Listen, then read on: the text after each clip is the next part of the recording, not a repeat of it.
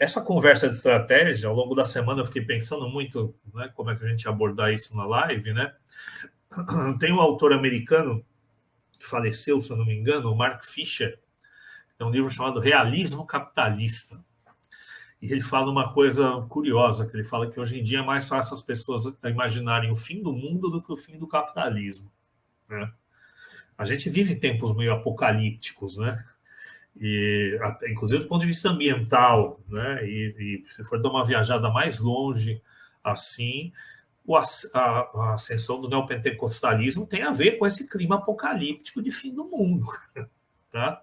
É um detalhe que merece mais atenção.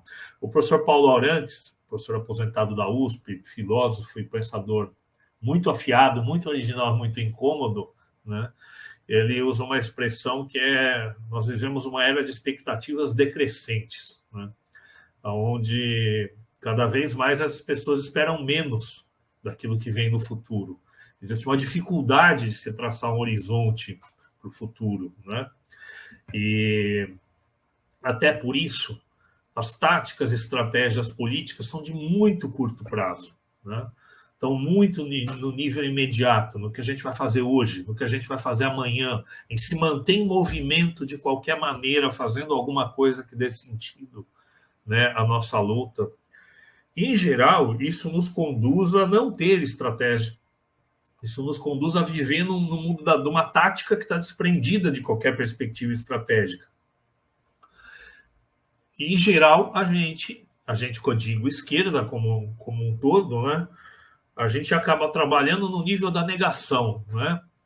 Não queremos essa medida, não queremos essa reforma, não queremos aquilo outro, etc. E as nossas afirmações, que sociedade queremos, que tipo de socialismo queremos, etc., elas ficam muito mais no plano quase de um princípio vago, permanente, genérico, num futuro de um longo prazo. E aí o termo longo prazo vira quase que uma desculpa para a falta de conexão entre a nossa atuação cotidiana e esse longo prazo.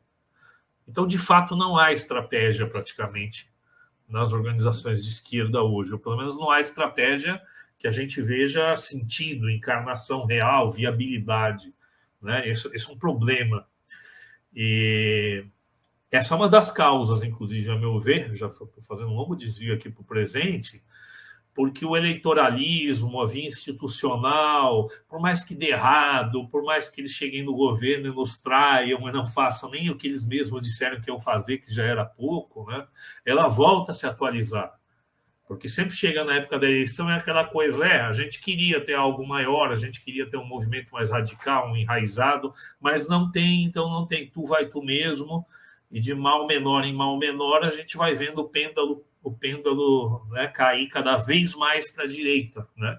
Aquilo que parecia de esquerda, depois fica parecendo centro-esquerda, depois fica parecendo centro, depois centro-direita, e daqui a pouco se confunde com a própria direita, né?